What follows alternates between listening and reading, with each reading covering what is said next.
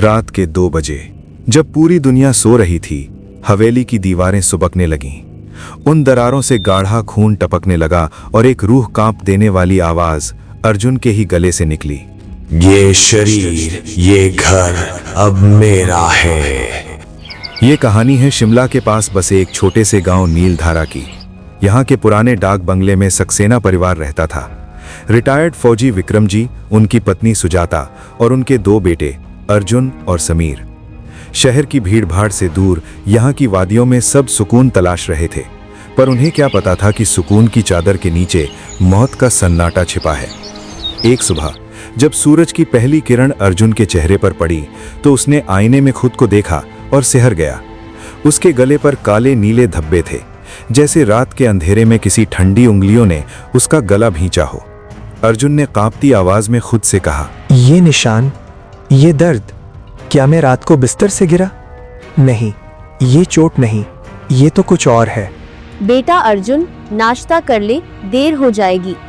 पर अर्जुन के दिल में एक अनजाना खौफ बैठ चुका था। पूरा दिन अर्जुन को महसूस होता रहा कि कोई साया उसके ठीक पीछे खड़ा उसकी गर्दन पर सांस ले रहा है। शाम को जब वो घर लौटा तो उसकी आंखों की चमक गायब थी। समीर ने भाई का उतरा हुआ चेहरा देखकर टोका, भाई, आपका चेहरा क्यों उतरा हुआ है? तबीयत ठीक है ना? कुछ नहीं समीर, बस काम का बोझ है। पर उसकी आंखों में छिपा डर समीर से छिप न सका। रात के 2 बजे थे। समीर वीडियो एडिट कर रहा था। तभी अचानक कमरे में बर्फीली ठंडक छा गई। हवा में सड़ी हुई मिट्टी और मौत की बू फैल गई। समीर ने डरते डरते कैमरा घुमाया तो खिड़की के पास एक साया खड़ा था, लंबा, काला और बेहद भयानक। अगले दिन तक अर्जुन का वजूद जैसे खत्म होने लगा था। वो खुद से ही फुसफुसाने लगा था। सुजाता और विक्रम जी अपने बेटे की ये हालत देखकर टूट रहे थे। तभी एक रात सन्नाटे को चीरती हुई बर्तनों के गिरने की आवाज आई। पूरा परिवार हॉल की तरफ भागा। वहां का नजारा देख सुजाता की चीख निकल गई। अर्जुन, उनका प्यारा बेटा, फर्श पर बैठकर पागलों की तरह कच्चा मांस चबा रहा था। उसकी आंखों में वो मासूमियत नहीं बल्कि एक दरिंदगी थी। अर्जुन, मेरे बच्चे, ये क्या कर रहा है? ये तुम्हारा बेटा नहीं है विक्रम।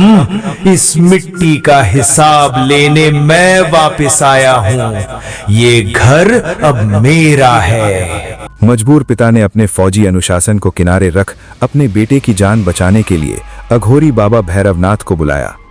बाबा ने हवेली की चौखट पर कदम रखते ही लंबी सांस ली और कहा, विक्रम, इस घर की ईंटों में किसी की तड़प दफन है। जैसे ही हवन की अग्नि प्रज्वलित हुई और मंत्रों की गूंज बढ़ी, अर्जुन का शरीर किसी गुब्बारे की तरह हवा में उठने लगा। वो खौफनाक आवाज में चिल्लाया, मूर्ख घोरी, तू मेरा कुछ नहीं बिगाड़ पाएगा। इस जमीन का सौदा खून से हुआ था और खून ही इसे शांत करेगा। कोने में दुबकी सुजाता फूट फूट कर रो रही थी। विक्रम जी ने हाथ जोड़कर गुहार लगाई, मेरे बेटे को बख्श दो। जो चाहिए मुझसे ले लो, पर मेरे अर्जुन को छोड़ दो। अघोरी बाबा ने देखा कि दीवारों से काला तरल बह रहा है। उन्होंने गरजते हुए कहा, विक्रम, इस हवेली के पुराने नक्शे लाओ।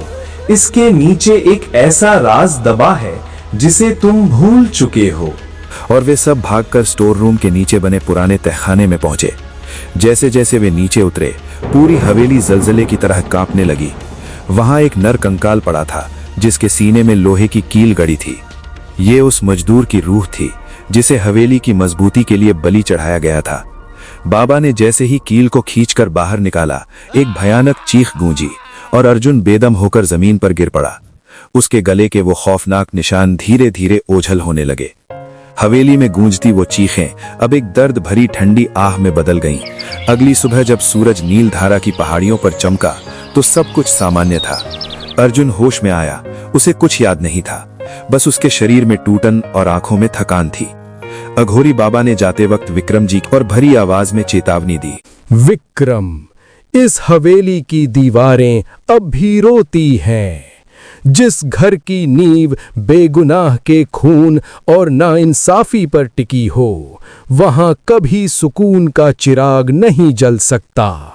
इसे छोड़ दो, वरना अगली बार शायद मैं भी तुम्हें न बचा पाऊं।